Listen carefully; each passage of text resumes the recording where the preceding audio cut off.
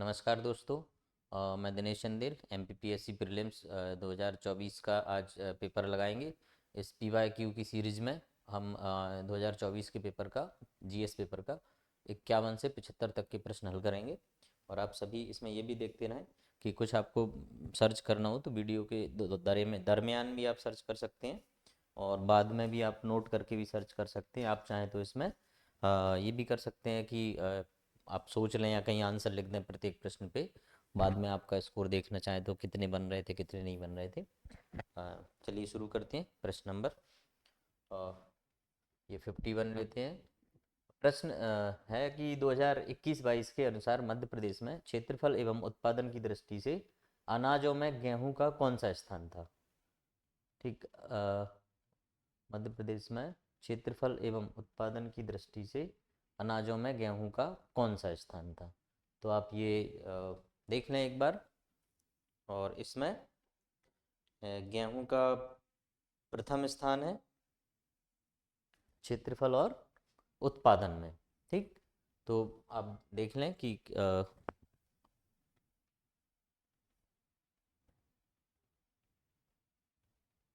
इसमें है कि आर्थिक सर्वेक्षण 22-23 अनुसार मध्य प्रदेश 21-22 में गेहूं के उत्पादन क्षेत्रफल दोनों में देश में प्रथम स्थान पर रहा है।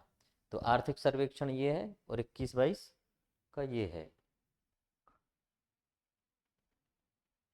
इसमें क्या क्या बन सकती हैं संभावना प्रश्नों की, तो वो मैं आपको बता दूं कि मध्य प्रदेश में पहले नंबर पे है। और मध्य प्रदेश के कौन से ज़िले में कौन सी फसल पहले नंबर पे है। मध्य प्रदेश भारत में राज्यों में किस किस में पहले नंबर पे है, किस में दूसरे नंबर पे है। तो ऐसा आप इसको देख लें। ये सब सारे प्रश्न बनेंगे। और जैसे अगर हम बात करें कि गेहूँ भारत में कहाँ सबसे ज़्यादा होता है, फिर दूसरे नंबर पे कौन सा है, ये कुछ कुछ चीज़ें आती हैं। चावल का पूछ चुका है कई बार वो, कई बार गेहूं का पूछ चुका है। ऐसे बहुत सारे प्रश्न करके पूछता रहा है वो। आपका मध्य प्रदेश के किस जिले में सोयाबीन का उत्पादन प्रारंभ हुआ। ये पूछना चाह रहा है हमसे कि मध्य प्रदेश में सबसे पहले सोयाबीन कहाँ कहाँ बोया गया, वो उत्पादन किया गया। आप अपना आंसर देख लीजिए। तो ये वैसे मुख्यतः देवास है। ठीक। इसमें यह है कि मध्य प्रदेश में सोयाबीन की खेती का प्रारंभ 1960 के दशक में हुआ था। अब समझना कि ये भी पूछ सकता है वो हमसे कि मध्य प्रदेश में सोयाबीन का उत्पादन कब से शुरू हुआ है। सोयाबीन से हर बार प्रश्न आते हैं। अभी बीच में महाराष्ट्र पहले नंबर पे आ गया था। वैसे मध्य प्रदेश को सोया स्टेट का है कहते हैं। सोया स्टेट का मतलब ये नहीं होता कि मध्य प्रदेश सोया हुआ है। ठीक है। सोया स्टेट का मतलब होता है कि मध्य प्रदेश में सब बहुत ज़्यादा मात्रा में सोयाबीन उत्पादन होता है और बोया जाता है। ठीक। नेक्स्ट चलते हैं हम इसमें। ठीक है। हाँ, ये पढ़ लेना आप। इंदौर में अनुसंधान केंद्र है। तिलहन फसलों में मध्य प्रदेश का स्थान पढ़ लेना। जैविक खेती की योजनाएं पढ़ लेना। दलहन में ये सब पढ़ लेना। ये प्रश्न पूछे जाते रहे हैं इसलिए मैं आपको बता रहा हूँ। मध्य प्रदेश सबसे ज़्यादा मध्य प्रदेश में सोयाबीन होता है आपके मालवा में। ठीक। अगर जिला पूछता है तो पहले उज्जैन था। आप इसको एक बार चेक कर लें करंट में। अब आप कुछ लोग सोच रहे होंगे कि यार हम चेक करें करंट में, तो देखो मेरे पास बहुत ज़्यादा इतना समय नहीं रहता है। तो आप लोगों को जो मैं बताता हूँ वो चेक कर लिया करो। और वो जो मैं आपको करने को बता रहा हूँ उससे आपको याद भी बहुत अच्छा होता है। अगर हाँ, किसी चीज़ को हम खुद करते हैं तो हमको वो मेमोरी में, स्थायी मेमोरी में चली जाती है वो चीज़। तो ये भी आप देख लेना। अगर हम सोयाबीन की बात करें तो इसको इसका रकबा पूछा जा सकता है, उत्पादन पूछे जा सकते हैं। और रबी की है या खरीफ की है ये भी पूछा जा सकता है। और भी अच्छा, मालवा को एक भारत का US मिडवेस्ट कहते हैं। इसको मालवा को भारत का US मिडवेस्ट, US के मिडवेस्ट में सोयाबीन का ज़्यादा उत्पादन होता है इसलिए इसको ये संज्ञा भी दी जाती है। तो कभी पूछ लिया जाए तो मालवा रीजन या मालवा क्षेत्र है वो। ठीक। नेक्स्ट क्वेश्चन की तरफ चलते हैं। रॉक फॉस्फेट का उपयोग निम्नलिखित में से किस उद्योग में किया जाता है। रॉक फॉस्फेट कहाँ होता है, ये तो हमारे बड़े करीब है। गुना में एक इसका उद्योग भी है। ठीक। तो इसका आप देख लें तो इसका उर्वरक में होता है, उर्वरक का NFL गुना में एक वो भी है कारखाना। तो उर्वरक उद्योग रॉक फॉस्फेट का मुख्य उपयोग फॉस्फेटिक उर्वरक SSP है ना, DAP आएगा। आप जो भी किसान परिवार से हैं वो सब जानते हैं DAP क्या होता है, अमोनियम क्लोराइड क्या होता है। मध्य प्रदेश की प्रमुख खनिज पढ़ लें, इसमें खनिज आधारित उद्योग पढ़ लें, ये पूछे जाते हैं, खनिज आधारित पूछे जाते हैं, कृषि आधारित पूछे जाते हैं, है ना। ऐसे करके ये बहुत सारे प्रश्न यहाँ से बनते हैं, ठीक। और इसमें आप पढ़ सकते हैं ये झाबुआ और सागर प्रमुख केंद्र है। झाबुआ का कई बार पूछ चुका है, ये कई बार PSC में ये पूछ चुका है, तो इम्पोर्टेंट है। इसके उद्योग कहाँ कहाँ हैं वो भी पढ़ लें कि उर्वरक के उद्योग कहाँ कहाँ हैं, ये आपको पता होना चाहिए, ठीक है। आपको ये भी पता होना चाहिए कि उर्वरक नुकसान क्या होती हैं, जैविक खेती कहाँ कहाँ होती है, तो ऐसे करके आप इसको पढ़ लेना सब। मध्य प्रदेश के दक्षिण पूर्वी भाग में अधिकांश वर्षा किसके, ये मैं हर 2-3 साल में ये आपको प्रश्न रिपीट मिलता है। एक बार पूछ लिया था उसने कि कर्क रेखा के बारे में कि दो विभाजित करती है, फिर आपको कौन सी जलवायु जो विभाजित करती है वर्षा को, तो कर्क रेखा है।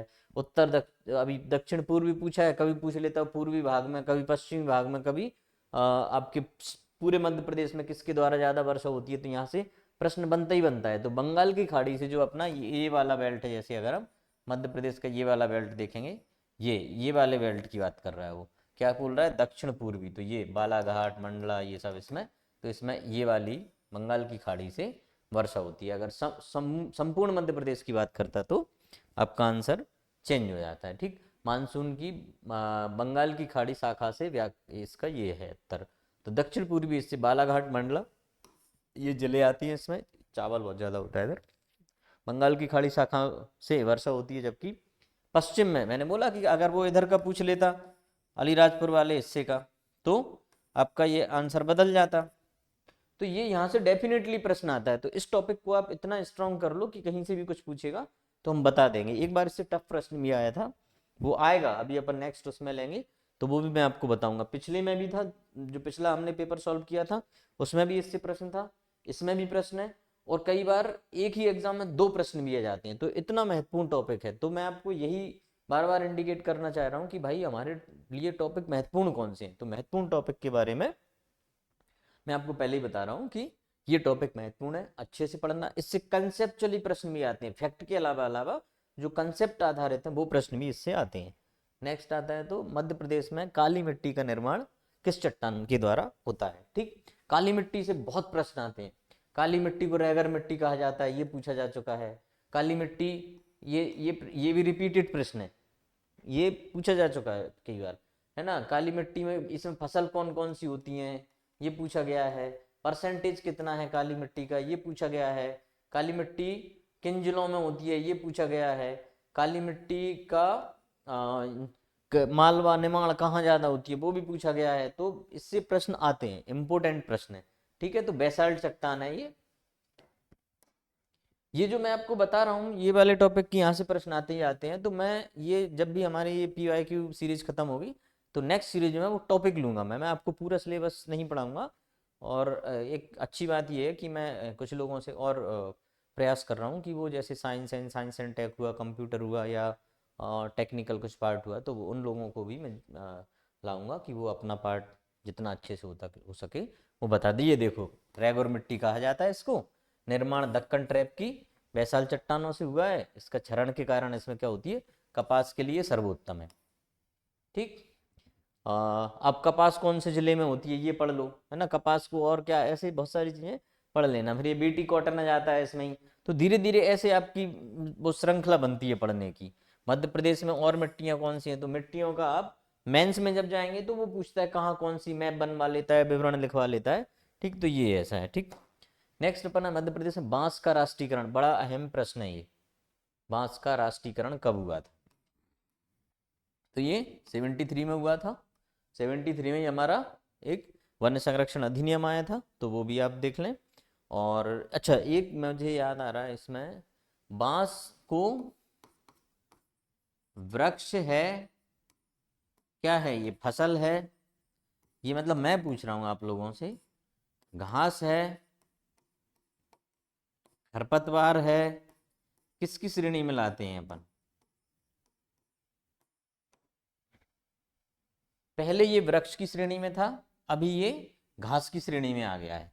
अब इसमें मैं इसलिए बता रहा हूं कि वृक्ष का क्या होता है, देखो एक आपको वो बताता हूँ, एक थोड़ा सा हिंट दूंगा। वृक्ष के जब अपन परिवहन करते हैं तो इसमें परमिट की आवश्यकता पड़ती है, कहीं से कुछ ले जाना है। लेकिन जब आप घास ले जाते हैं तो क्या होता है, आपको परमिट की आवश्यकता नहीं पड़ती है। तो इसका मतलब क्या है कि बांस पहले वृक्ष है तो परमिशन लगेगी, तो थोड़ा कम कटाई होगी। अब जो अपनी निजी भूमि में बांस लगाते हैं तो इसलिए उसका परिवहन के लिए शासन ने ऐसा किया। ये 2017 की वन नीति होना चाहिए आई थिंक।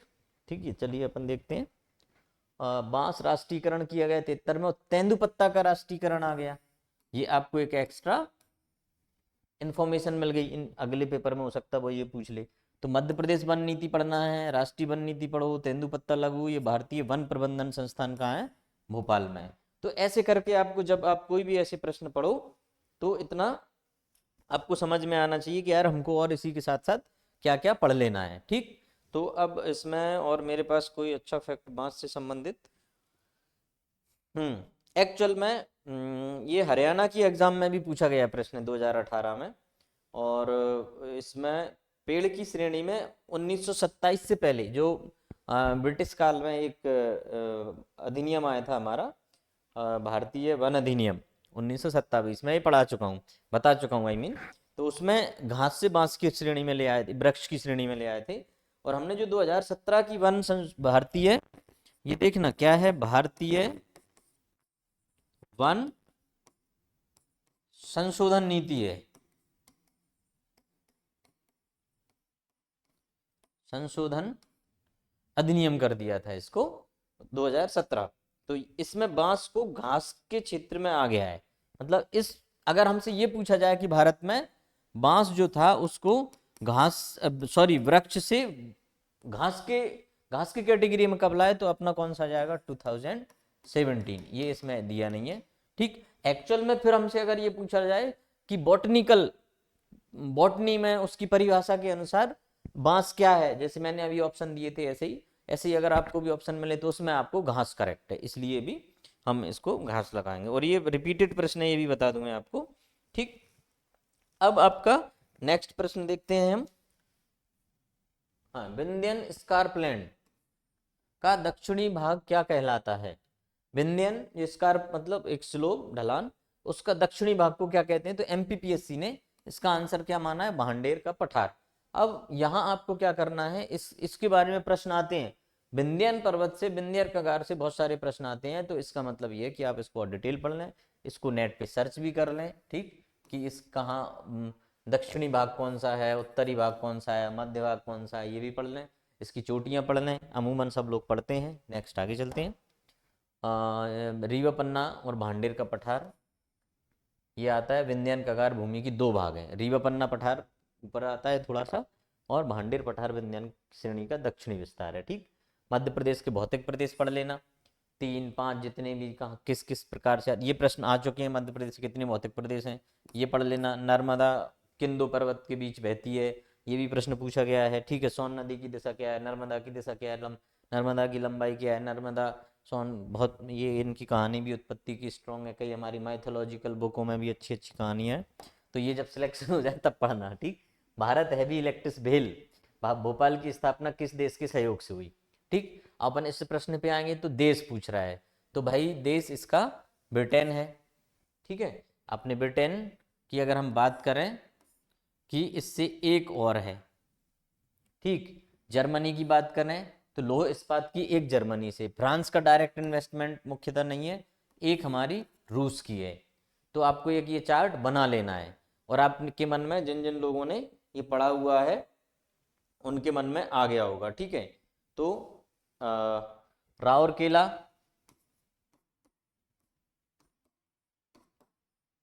यहाँ पे है। ठीक है, और इसका कौन सा हो गया, आपका भेल हो गया, और एक दुर्गापुर है ब्रिटेन का। अब रूस का कौन सा बचा, बंगाल में कौन सा है, झारखंड में, बंगाल में बोकारो। ठीक है, इसका कंफर्म देख लेना कौन सा है। नेक्स्ट अगर मेरे पास है तो मैं ही तो बता दूं। तो ये आपको जो मैंने बताया, तो ये आपको पढ़ना चाहिए। अब देखो यहाँ से एक बार प्रश्न ये बना था, रूस का, सॉरी यार, रूस का है भिलाई। सही समय पे सही चीज याद आ जाती है। भिलाई है इसका। इसमें एक बार जो प्रश्न पूछा गया है, वो अच्छा प्रश्न ये पूछ लिया था, वो आप सर्च कर लेना, वो आपको होमवर्क के लिए दे रहा हूं मैं। ठीक है, जर्मनी राउरकेला, रशिया भिलाई, छत्तीसगढ़ में है, ये उड़ीसा में होगा, ये दुर्गापुर पश्चिम बंगाल में होगा, ये भोपाल में है। तो इसके दो हैं। ठीक है। और हाँ, मैं क्या बता रहा था, हाँ एक अच्छा प्रश्न ये पूछा था इसमें कि किस पंचवर्षीय में इस्पात संयंत्र स्थापित हुए। तो ये भी आप देख लेना कि पहली और दूसरी पंचवर्षीय में, ये आपको मैं वो बता रहा हूँ क्या, होमवर्क, ये एडिशनल इंफॉर्मेशन। हाँ, भेल की स्थापना ब्रिटेन की AEI कंपनी के सहयोग से, यह महारत्न कंपनी है। अब इम्पोर्टेंट प्रश्न, क्योंकि भेल अपना मध्य प्रदेश का है, तो इसको महारत्न का दर्जा कब मिला है, ये आपके लिए एक प्रश्न हो गया। तो गैल और भेल, गैल का एक संयंत्र यहाँ गुना में भी है, तो गैल और भेल को 2013 में महारत्न कंपनी का दर्जा मिला है, और ये 2021 में प्रश्न पूछा गया है। अब आप लोगों को लग रहा होगा कि यार ये बंदा जहां से भी लाता है कोई ना कोई प्रश्न को बोलता है ये रिपीटेड प्रश्न है, ये रिपीटेड प्रश्न है। आप पढ़ो, आप समझो, और आप खुद एनालिसिस करो। मैं मेरे पे अंधा होकर विश्वास मत करो। आपको खुद इतना एनालिसिस कर लो कि आप सत्य का निर्धारण करें कि सत्य ये है। हम दूसरे के बताए हुए सत्य को सत्य ना माने। हमको क्या करना, हमारा सत्य क्या है जो हम खोज के लाए हैं, जो मैंने खोजा है, जो मैं अपनी इतनी जो मेहनत की है। मैंने कई सारे उगते सूरज देखे हैं, तो मेरे साथ भी बहुत सारे लोग थे, उन्होंने कुछ और खोजा होगा पीएससी का पैटर्न कि प्रीलिम्स में कैसे आता है। मैंने ये खोजा कि अगर हमने सिलेबस के अकॉर्डिंग पढ़ाई की और पुराने पेपर के अनुसार पढ़ाई की, तो आपका सिलेक्शन कोई नहीं रोक सकता है, कोई नहीं रोक सकता। आप निर्धारित, मैंने ये खोजा है और मैं आपको ये प्रूफ देता जा रहा हूँ। और आप सर्च करना, ये मिल जाएगा आपको 2021 के पेपर में। ठीक, तो और हो सकता है कि अपन ही डिस्कस करें। अब इसमें उसमें बाकी आप ये इनका सन देख लेना, कब कौन सी स्थापना हुई है, ये इंपॉर्टेंट है। नेक्स्ट है 2011 की मैं बोलता हूँ कि जनगणना से 3 से 4 प्रश्न एक उसमें आते हैं एग्जाम में, तो ऐसे झूठी थोड़ी बोलता हूँ यार, मेरे को क्या फायदा है झूठ बोल के। तो बस ये है कि आप गुमराह ना हो। तो ये देखो, जिले में नगरीय जनसंख्या के प्रतिशत, नगरीय जनसंख्या की बात कर रहा है। एक बार उसने पूछा था सर्वाधिक नगरीय जनसंख्या। अलग अलग प्रश्न है, कितने प्रश्न बनते हैं इससे, सर्वाधिक जनसंख्या, सर्वाधिक नगरीय जनसंख्या की बात कर रहा हूं मैं, ये प्रश्न बनता है, कंफ्यूज हो सकते हैं हम। दूसरा, सर्वाधिक जनसंख्या किस जिले की है, ये पूछ सकता है। तो अगर प्रतिशत की बात करें नगरीय की, तो भोपाल है, और नगरीय में इंदौर सबसे आगे है। इंदौर में सबसे ज्यादा नगरीय जनसंख्या है, तो ये आपको पढ़ना पड़ेगा। ठीक, नेक्स्ट, ओ यार, भोपाल, भोपाल में नगरीय प्रतिशत कितना है, 80.9% नगरीय जनसंख्या है, और जनसंख्या की दृष्टि से इंदौर है। दो आंसर आपके हैं, ये बढ़िया किया है। साक्षरता, लिंगानुपात पढ़ लो, SC ST की पॉपुलेशन भी पूछी जा चुकी है, कौन से जिले में कम है, कौन से जिले में ज्यादा है। साक्षरता इन्होंने बता दिया। ST की साक्षरता पूछ चुका है, सॉरी ST की नहीं, साक्षरता मध्य प्रदेश में पूछा। वो तो ST की मध्य प्रदेश में कितनी पॉपुलेशन है, SC की कितनी पॉपुलेशन है, ये भी पूछेगा। और ग्रामीण व शहरी जनसंख्या पूछ लेता है, ग्रामीण कितना परसेंट है, शहरी कितना परसेंट है, मध्य प्रदेश की कुल कितनी जनसंख्या है मध्य प्रदेश में, ग्रामीण कितनी जनसंख्या है मध्य प्रदेश में, शहरी कितनी जनसंख्या है, ये सब वो पूछता है, ये भी इन्होंने दे दिया है। ठीक, अब ये प्रश्न नंबर है आपका 59। 59 में और क्या पूछा गया है कभी। अब मैंने एक नया वो किया है कि मैं ये ट्राई कर रहा हूँ कि मतलब ये प्रश्न रिपीट, मैं बोलता हूँ ना कि ये रिपीट है, तो मैं उनका ईयर सर्च करूंगा जितना मुझे टाइम मिलेगा, मैं कि कब कब कहाँ कहाँ पूछा गया है, क्योंकि मेरे पास समय का बहुत अभाव होता है। तो पर फिर भी मैं ट्राई करूंगा। ठीक है, तो ये पूछा गया है, ये मैंने नहीं लिखा है इसमें। ठीक है, इसमें आप पढ़ लो, डिस्ट्रिक्ट पढ़ लो। हाँ, सेम चीजें आपको क्या, देश में पढ़ लो। वृद्धि दर, जनसंख्या वृद्धि दर किसकी ज्यादा है, किसकी कम है, और शिशु लिंगानुपात पढ़ लो, महिला कितनी जनसंख्या है, पुरुष कितनी जनसंख्या है, कौन सा जिला सबसे ज्यादा महिलाएं हैं, कौन से जिले में, ऐसे करके आपके बहुत सारे प्रश्न बनेंगे। और ये जितनी बातें मैंने 2 मिनट आपको सुनाया है बिल्कुल राजधानी एक्सप्रेस की तरह, वो मैंने अपने एक्सपीरियंस सुना है। तुम जिस दिन 25-30 पेपर को 2-3 बार लगा लो, मैंने एक बार नहीं लगाए पेपर, मैं हर जितनी बार पीएससी आती थी मैं शुरू से सबसे पहले काम मेरा यही होता था।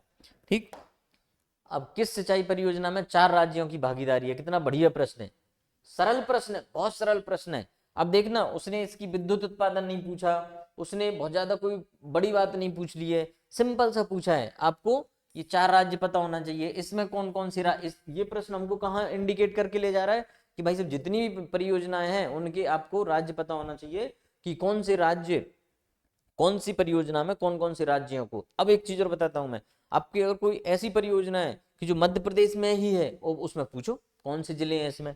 ये भांडेर का पूछ चुका है वो, दतिया, भिंड, मुरैना और कौन सा, ग्वालियर। ठीक है, नहर, एक इससे भांडेर नहर का पूछा है इसने प्रश्न, तो इसका मतलब हमको परियोजना का पूछ लेना चाहिए। बाण सागर कहाँ है? देवलोन शहडोल में है, सोन नदी पे बनी हुई है, बिहार, यूपी, मध्य प्रदेश में है। आपकी राजघाट 2 राज्यों की है, यूपी और मध्य प्रदेश की है, एमपी यूपी। और ये आपकी बेतवा नदी पे है, चंदेरी की, चंदेरी हमारे इधर बगल में ही है। ठीक है, अब इसमें एक और चीज ये पढ़ो कि इसका दूसरा नाम क्या है, तो इसका रानी लक्ष्मीबाई परियोजना का नाम है। तो ऐसे करके आपको सारी चीजें पता होना चाहिए, ये कौन सी नदी पे है, ये कौन सी नदी पे है, सारी चीजें आपको इस तरीके से पढ़ना चाहिए। हम आते हैं इसके डिस्क्रिप्शन पे। तो सरदार सरोवर परियोजना, इसमें गुजरात, महाराष्ट्र, राजस्थान, कितने हो गए, 1 2 3 4, 4 राज्य शामिल हैं। इसको हम नहीं सोच पाते हैं कई बार कि राजस्थान, राजस्थान भी इसमें विद्युत में शामिल है। तो अब देखना, अब ये कभी कभार ये पूछ लेगा कि इसमें से कौन सा राज्य शामिल नहीं है, या इसमें से कौन सा राज्य शामिल है, और नीचे दे देगा डी, उपर्युक्त सभी। या वो कोई ऐसा अपने छत्तीसगढ़ दे देगा, अपन सोचेंगे छत्तीसगढ़ है, नहीं है, हो सकता है बगल में ही है ऐसा। तो लोगों के आंसर गलत होने की संभावना है, सही होने की संभावना है, पर सरल प्रश्न किसी भी कीमत पे आपका गलत नहीं होना चाहिए। ठीक, तो इसको पढ़ लो। चंबल घाटी परियोजना गांधी सागर बोलते हैं, ये क्या बढ़िया बात कही है इन्होंने, यहीं लिख दिया है ना। तो इसमें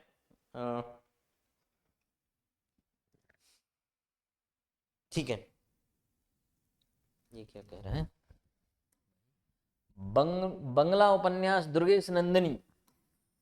ठीक, एक दुर्गेश नंदिनी नाम की हमारी मैम हुआ करती थी जो हमें पढ़ाती थी। ठीक तो तब से मैं जानता हूँ कि ये उपन्यास के नाम पे इनका नाम है और इनने लिखा है। मैं वही ऑब्जर्व करते हैं कि आपका ऑब्जर्वेशन इतना सॉलिड होना चाहिए कि हमने देखा कि बचपन में बहुत सारी चीजें होती हैं जो याद आती हैं। मैं आपको एक छोटी सी कहानी सुनाता हूँ। मैं 2013 या कोई पता नहीं कौन सा पहला दूसरा एग्जाम होगा, याद नहीं आ रहा, हम लोग दोस्तों के साथ, दोस्तों के जिसके साथ भी मांडू घूमने गए थे। तो वहाँ पे उस समय सीजे आई थे, कोई एमपीपीएससी नहीं था, कोई दूसरा एग्जाम था।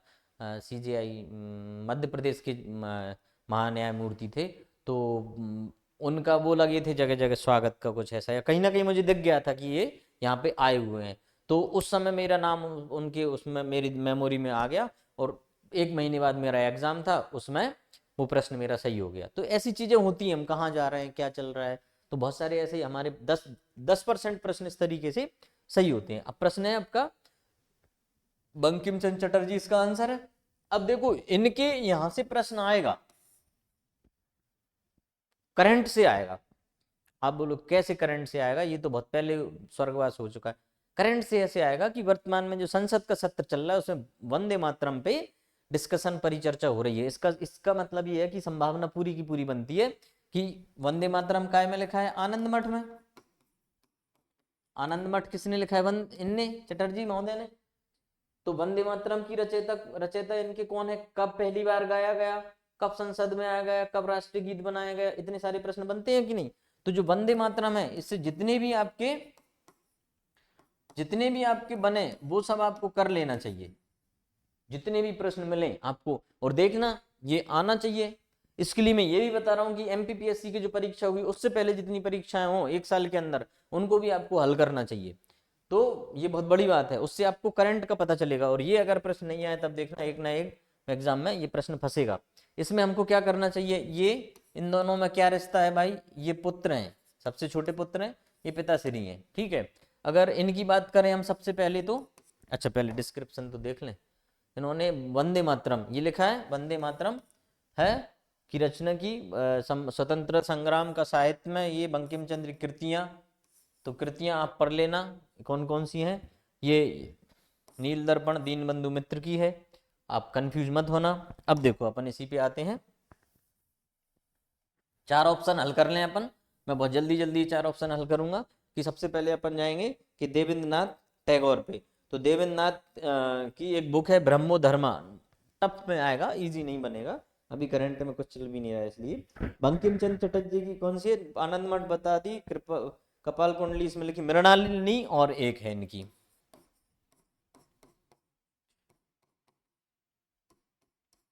ठीक है। तो ये ऐसा, और इनकी है मृणालिनी ऐसे लिखा है। स्पेलिंग पे मत जाओ आप, तो बुक पे जाओ और उसको बुक को खोजो। आनंद मठ बता चुका हूँ, एक इसमें लिखी है ऑलरेडी, ये इनकी मैंने बता दी, ठीक है। ये बहुत इंपॉर्टेंट है, 1913 में इनको साहित्य का नोबेल पुरस्कार मिला था, पहले भारतीय थे जो नोबेल पुरस्कार लेने वाले थे, और गीतांजलि बुक पे संभवतः मिला था, ठीक है, गीतांजलि ये इनको मिला है। इनकी बहुत सा, इन्होंने जनगण मन गाया है, उस पर भी प्रश्न आ सकता है, सबसे पहली बार कब कहाँ क्या गाया, ये सब इन पे पढ़ लेना। ये वकील थे बंगाल के और स्वतंत्रता सेनानी भी थे, ठीक, और कवि भी थे ये, ठीक। तो यहाँ से संभवतः इतना ही इनका। अच्छा, ये दुर्गेश नंदिनी क्यों पूछा है, ये मैं बढ़िया चीज मेरे इसमें एक ने, दुर्गेश नंदिनी इनका पहला उपन्यास था।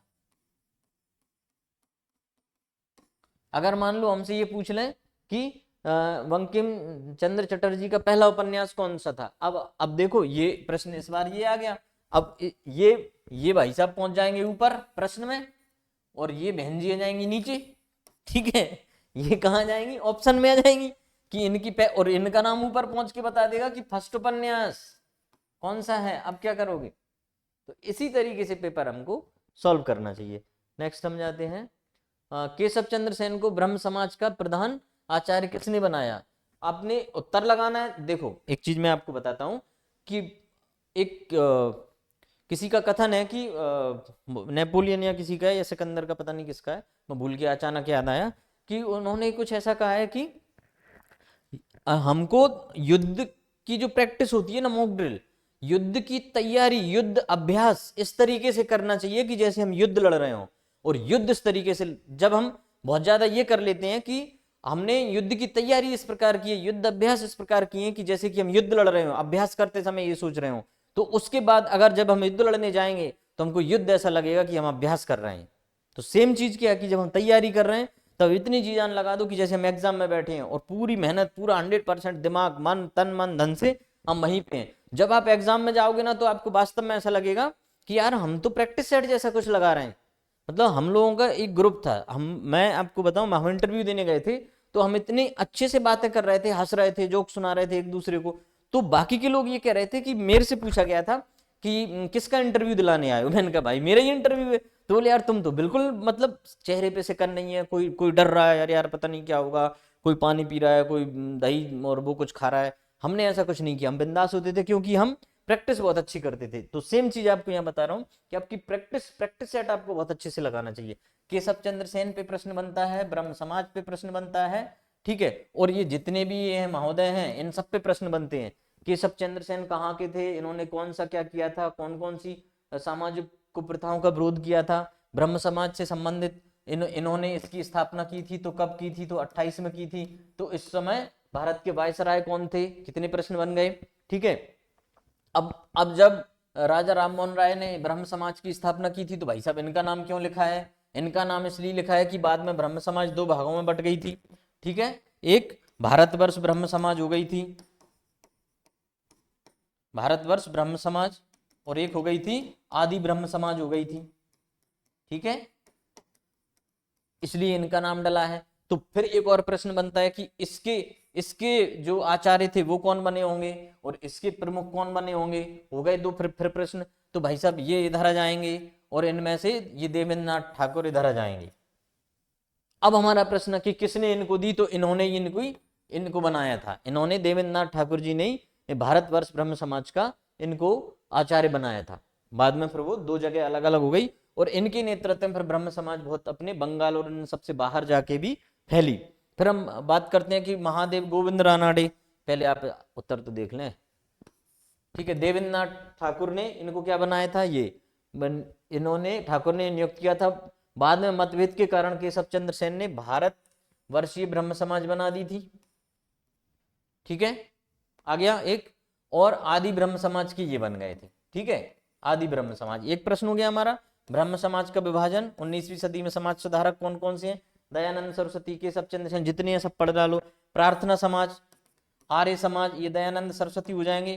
प्रार्थना समाज के कौन है, तो ये आपको सब पढ़ लेना है। प्रश्न नंबर है आपका 62 में आपको और बताने लायक चीज है।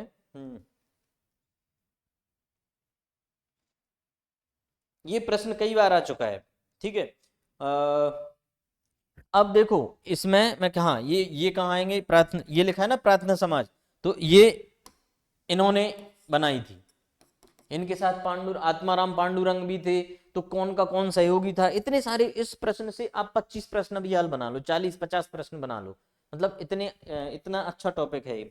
इसमें और ब्रह्मानंद, ठीक है ये छोड़ दो, ये भी नहीं है, ठीक ठीक। आदि ब्रह्म समाज मैंने सब आपको कवर करा दिया। इनको महाराष्ट्र का सुकरात भी कहते हैं, महाराष्ट्र का सुकरात, ये भी एक नया प्रश्न आता है, ठीक। अब हम आगे चलते हैं, इससे भी ज्यादा जो मैंने बताया इससे भी ज्यादा आपको खोजना है, ठीक है। तो नेक्स्ट चलते हैं अपन 62 यही है। गांधी जी ने किस आंदोलन के समय वेल्स राजकुमार, अब ये वेल्स के राजकुमार हैं, तो इनका बहिष्कार कब किया था भाई साहब, सबसे पहले ये पता कर लो ये आए कब थे। अगर आपने जरा सा भी पढ़ा है तो ये 1921 में आए थे, आपका आंसर निकल जाएगा। अगर आपने ये पढ़ा है कि कैसे आंसर निकलते हैं कि वेल्स का राजकुमार यहाँ आया था, तो इस समय कौन सा चल रहा था आंदोलन, असहयोग आंदोलन, ठीक है। सभी ने आंदोलन के बारे में पढ़ लो कब हुआ, ये तो आपके सब पढ़े हुए हैं, तो इस पे मैं बहुत ज्यादा फोकस नहीं करूंगा। बाद में यही राजकुमार कौन सम्राट ही बन जाते हैं, एडवर्ड अष्टम, 1 साल के लिए। नवंबर 21 में प्रिंस ऑफ वेल आए थे, आंदोलन के तहत देशव्यापी हुआ था, असहयोग, चोरा चोरी, ये सब आप पढ़ लो। ये 2005 से लेके तो आपको 47 तक एक एक आपको पढ़ना ही पड़ेगा। कौन कर रहा है, ठीक है। अब हम नेक्स्ट पे आते हैं। तो मौर्य प्रशासन में प्रतिष्ठा, ये थोड़ा सा टफ नहीं है, मीडियम वाला प्रश्न है। किस विभाग को कहा जाता था, अब देखो ये राजस्व विभाग में दो होते थे, एक समाहर्ता और एक सन्निधाता। ये दोनों प्रश्न आ चुके हैं इसलिए लिखे हैं मैंने ये, ठीक। समाहर्ता राजस्व अधिकारी, राजस्व अधिकारी में क्या बाहर का होता था, ये कोषाध्यक्ष होता था और ये टैक्स वैक्स से रिलेटेड होता था। फिर ये कौन है, प्रतिष्ठा, आपका न्याय से संबंधित है। सैन्य विभाग में कितने होते थे, सेनापति, सब जानते हैं हम इसको। एक नायक भी होता था, एक दुर्गपाल, अंतपाल, ऐसे ऐसे करके बहुत होते, पढ़ लेना, ठीक। अब आपका अपन इसका पहले आंसर देख लेते हैं। प्रतिष्ठा कंटक शोधन, न्याय भी दो पर आज होते हैं ना, सिविल न्यायालय होता है, क्रिमिनल होता है, तो फौजदारी और दीवानी दो होते हैं, पहले भी होते थे। ये फौजदारी न्यायालय कंटक शोधन कौटिल्य ने इसका नाम दिया है, ठीक है। न्यायालय के और ये न्यायाधीश होते थे। और व्यवहारिक का कौन होता था, इनको धर्मस्थीय कहते थे, धर्मस्थीय कहते थे। तो दो दो टाइप के न्यायाधीश होते थे, आज भी होते हैं। हाँ, कौटिल्य जो लिख के गए, कौटिल्य बता के गए, वो इतना इंपॉर्टेंट है कि आज तक लागू है, इसलिए इतिहास को पढ़ाया जाता है। इसलिए इतिहास कल्चर अगर हम बहुत अच्छे से पढ़ेंगे तो हमारे ये प्रश्न बहुत ज्यादा सही होने की संभावना है। इसलिए कई बार होता क्या है, मैं बोलता हूँ कि साहब महाभारत देख लेना, रामायण को बहुत अच्छे से देख लेना, आपके कौटिल्य का ये कौटिल्य करके सीरियल आता है उसको देख लेना, डिस्कवरी ऑफ इंडिया देख लेना। जब आप ये सब देखोगे ना तो इससे आपको बहुत सारे जो शाब्दिक अर्थ हैं वो आप पकड़ने लग जाओगे ना, तो आपके बहुत सारे आंसर सही होने लग जाएंगे, ठीक। हम नेक्स्ट पे आते हैं। हाँ, इस पे मेरे पास कोई और एक्स्ट्रा फैक्ट है क्या इसमें आपको बताने के लिए। राजस्व समाहर्ता होता है, तो समाहर्ता राजस्व का प्रमुख अधिकारी है, सन्निधाता दिया। एक स्वराध्यक्ष भी होता था, स्वराध्यक्ष। अब स्वराध्यक्ष जिन लोगों का कल्चर और जो लोग समाज में या जो लोगों से नहीं मिले उनको स्वराध्यक्ष समझ में नहीं आया होगा। स्वरा से बना स्वराध्यक्ष, आबकारी विभाग का अध्यक्ष होता था स्वराध्यक्ष, ठीक। तो स्वरा अध्यक्ष, स्वरा मतलब सोमरस। तो ये इसलिए मैं बोलता हूँ भाई, ये आप देखोगे रामायण में हमारा आपका एंशियंट और वैदिक कल्चर बहुत सारा कवर हो जाता है। ठीक, अब हम इस पे नेक्स्ट प्रश्न में जाएंगे। केएम पणिक्कर, अच्छा इस पे मेरे हाथ में ये, मेरे को देखो, मैं अपना अपना बता रहा हूँ भाई, सबकी अपनी अपनी स्टाइल होती है। कोई मोबाइल पे पढ़ लेता है, कोई कंप्यूटर पे पढ़ता है। मैं हार्ड कॉपी पे, मेरे को पढ़ने की आदत है। मैं ये पेपर, ये इस पे भी प्रश्न लिखे हैं, पर मैं ये पेपर रख के भी चलता हूँ। तो अपनी अपनी पढ़ने की एक तरीका होते हैं। तो मेरे को जब तक पेज नहीं पलटूंगा और अंडरलाइन नहीं करूंगा, जब तक मेरे को पढ़ने में मजा नहीं आता है। तो ऐसा मेरा पढ़ना है। आपका हो सकता है ऑनलाइन पे अच्छा पढ़ सकते हो, आप बुक ऑनलाइन पढ़ सकते हो, आप मतलब जैसे भी जिसको जो लगे। मैं तो ऑनलाइन पढ़ाने में ही मेरे को बहुत ज़्यादा अच्छा नहीं लगता, जब तक कोई सामने नहीं बैठा है, तो कोई उधर से रिस्पॉन्स नहीं आ रहा है, तो ये बहुत सारी चीज़ें होती हैं। नेक्स्ट हम अपने प्रश्न पे, के एम पणिक्कर, हाँ के एम पणिक्कर ने किसी आधुनिक भारत का सर्वप्रथम कूटनीतिज्ञ कहा था? ठीक, तो गोपाल कृष्ण गोखले इसका आंसर है। ये नरम दल के नेता थे। आइए हम देखते हैं। ठीक है, 1905 में सर्वेंट ऑफ सोसाइटी, इन्होंने ये भी बढ़िया फैक्ट दिया है। हमारी टीम भी बहुत अच्छी टीम है ना। गोखले और नरम दल, ये ठीक है ठीक है ठीक है, ये आप सब पढ़ लेना। ठीक, अब इसके बारे में, ओह सॉरी, ये ले लो। इसके बारे में थोड़े से आपको बता दूं, कुछ कुछ फैक्ट है। दादा भाई नौरोजी, ये सब आप पढ़ लेना। हाँ, के एम पणिक्कर साहब के बारे में मैं कभी बताऊंगा। ये मेरे बहुत, इनको मैंने बहुत पढ़ा है। ये एक ऐसे व्यक्ति हैं जो शिक्षक भी रहे हैं, प्रशासक भी रहे हैं, राजदूत भी रहे हैं, पत्रकार भी रहे हैं, मतलब सब कुछ रहे हैं जो जो हो सकता है। कलाकार भी रहे होंगे, पता नहीं। इसलिए इन्होंने हिंद महासागर के ऊपर बहुत कुछ लिखा है कि हिंद महासागर में भारत को क्या स्ट्रेटेजी अपनाना चाहिए। इन्होंने इंडियन ओशियन को बोला है कि इंडिया का है, हमारा है ये। मतलब एक एक अब इससे देखो एक बात निकल के आती है कि सारे महासागर जो हैं, उन महासागरों में हिंद महासागर एक ऐसा नाम है जिसका नाम हिंदुस्तान के ऊपर रखा गया है। तो वो इन्होंने ये कहा कि हमारा है। उनके मिलिट्री बेसिस कहाँ कहाँ होना चाहिए, क्या क्या इंपॉर्टेंट है, उन्होंने ये बताया कि मिलिट्री बेसिस के अलावा भी उन्होंने ये चीज़ें बताई कि ये द्वीप है, इनका कैसे उपयोग हो सकता है, कैसे व्यापार में उपयोग, इन्होंने बहुत कुछ लिखा है। ठीक है, के एम पणिक्कर, बहुत ज़्यादा डिटेल में नहीं जाता हूँ मैं। अब के एम पणिक्कर का एक बुक, इनकी बुक आप चाहो तो लिख सकते हो। अ सर्वे ऑफ इंडियन हिस्ट्री है, कॉमन सेंस अबाउट इंडिया है, और the foundation of new India, ऐसे करके इनकी बुक है। नेक्स्ट हम चलते हैं। हाँ, किस वेद में सभा और समिति को पृथक संस्थाएं बताया गया है? सभा और समिति, प्रजापति की दो पुत्रियां भी, ऐसा भी पूछा जाता है किस वेद में इनको प्रजापति की दो पुत्रियां कहा गया है। तो इसका जिक्र सर्वप्रथम, प्रश्न बनता है कि सर्वप्रथम सभा और समिति का जिक्र कहाँ मिलता है? एक हो गया, इसका आंसर ये हो गया। तो ये दो आपके यहाँ से प्रश्न हो जाएंगे। अथर्ववेद में सभा और समिति प्रजापति की दो पुत्रियां कहा गया, सीधा सीधा प्रश्न ये आता है। ठीक, सभा और समिति को दो प्रजापति की दो, प्रजापति का मतलब होता है यहाँ जो पालानार मान लो, ऐसा कुछ करके सभी इसमें। हाँ, इनने बढ़िया बता दिया। सभा, सभा जो है वो कुलीन लोग रहते थे इसमें, बुजुर्ग, ब्राह्मण, कुलीन, वर्चस्वशाली, और आम जनता काय में आती थी? सभा में। सभा और समिति, सॉरी समिति में, सॉरी, है ना।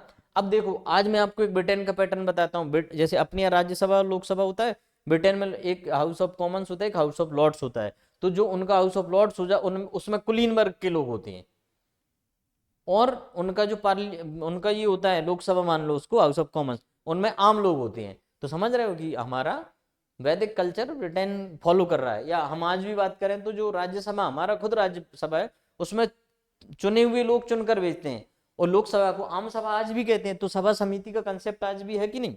तो आप ये देखना, इसलिए हिस्ट्री बहुत जरूरी होती है। वैदिक राजनीतिक संगठन पढ़ लो, वेदों की विशेषताएं पढ़ लो, वैदिक साहित्य पढ़ लो। ठीक है, क्षत्रिय वर्ण के उपनयन संस्कार में किस मंत्र का प्रावधान था? अब देखो, मैं आपको एक छोटा सा, अरे भाई फ्री हो रहा हूँ, छोटा सा एक वो बताता हूँ, हो सकता है मैं गलत हूं इसमें। ये एक्चुअल में मैंने जहां तक पढ़ा है, ये छंद है, सॉरी छंद, ये मंत्र है। क्योंकि पीएससी का आंसर है तो मैं इस पे कुछ वो नहीं करूंगा। छंद के अंतर कई मंत्र हो सकते हैं। ब्राह्मण बालकों के लिए गायत्री मंत्र होता था। ठीक, क्षत्रियों के लिए त्रिष्टुभ मंत्र होता था। वैश्यों के लिए जगती मंत्र होता था। और शूद्र को इसमें उपनयन संस्कार में शूद्र आते नहीं है। द्विज, द्विज एक शब्द होता है, इसको पढ़ना है, द्विज। द्विज का मतलब होता है जो दो बार जन्मा हो। तो एक माँ की कोख से सब जन्मते हैं, तो इसको उपनयन संस्कार को भी एक नया जन्म बोलते हैं। जन्म मतलब हम नई दुनिया में आ गए।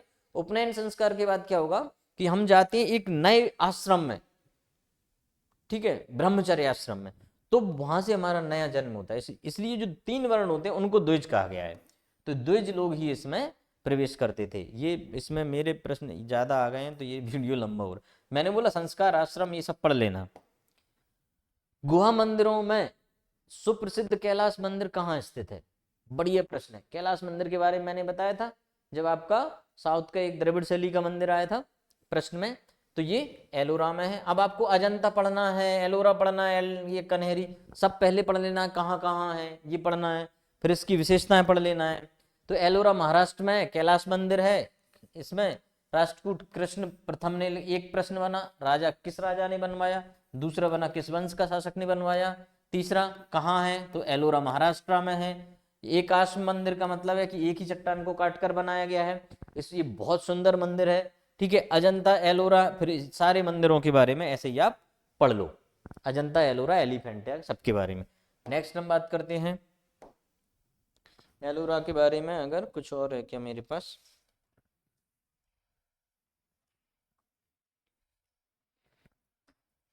हाँ, एलोरा यूनेस्को की विश्व धरोहर सूची में भी शामिल है। निम्नलिखित में से कौन सा वेद सबसे अधिक प्राचीन है? नो डाउट ये तो सबको पता होगा, ये तो अपने घरों में सबको पता है, ठीक है। ऋग्वेद ये हो गया, ऋग्वेद सबसे पहले, इसमें ये इतना इतना ये लूसेंट के पहले ही पेज पे लिखा होगा। अष्टांग योग के अंतर्गत किसे अंतरंग साधना कहा जाता है? बढ़िया प्रश्न आया ना। अष्टांग योग में पतंजलि, महर्षि पतंजलि ने 8 योग बताए, 8 प्रकार के, इसलिए इसको क्या बोलते हैं? अष्टांग। ये हो गया 8 प्रकार के, ठीक। इसमें क्या है? यम, नियम, आसन, कितने? 1 2 3, तो नियम ये लिखा हुआ है, 2 आपके, 2 यम और आसन ये हो गए, और 4 और 2 6, 2 और है आपके प्राणायाम हो गया, ध्यान, समाधि। ये यार ये टॉपिक लंबा होगा मेरे से, है ना, मैं नहीं रख पाऊँ ये, क्योंकि आंसर इसका क्या है? अष्टांग योग का धारणा, ठीक है। नेक्स्ट आते हैं, अष्टांग योग में क्या है? ये देखो, धारणा और ध्यान, ये 3 क्या है? अंतरंग साधनाएं।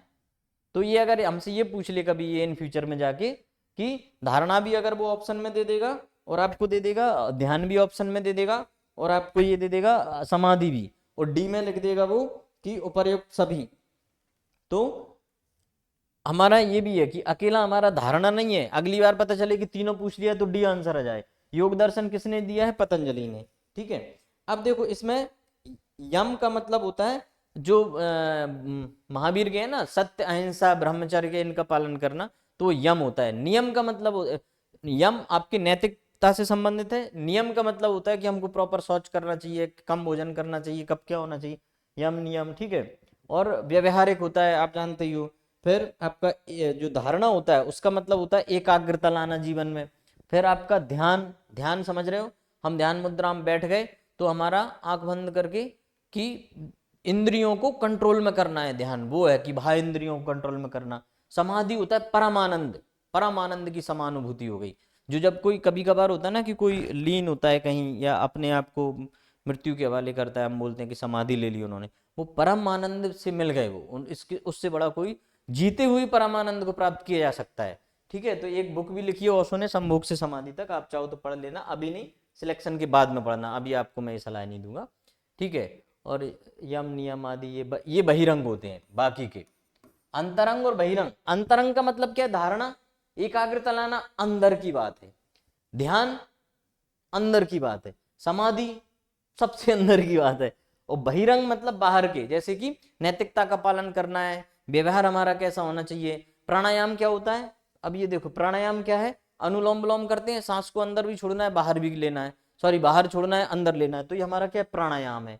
तो ऐसे करके 2 हैं, बहिरंग और अंतरंग। ये बहुत ज्यादा टफ प्रश्न नहीं था, लेकिन जो एंशिएंट में होशियार है उसके लिए था ये, ठीक है।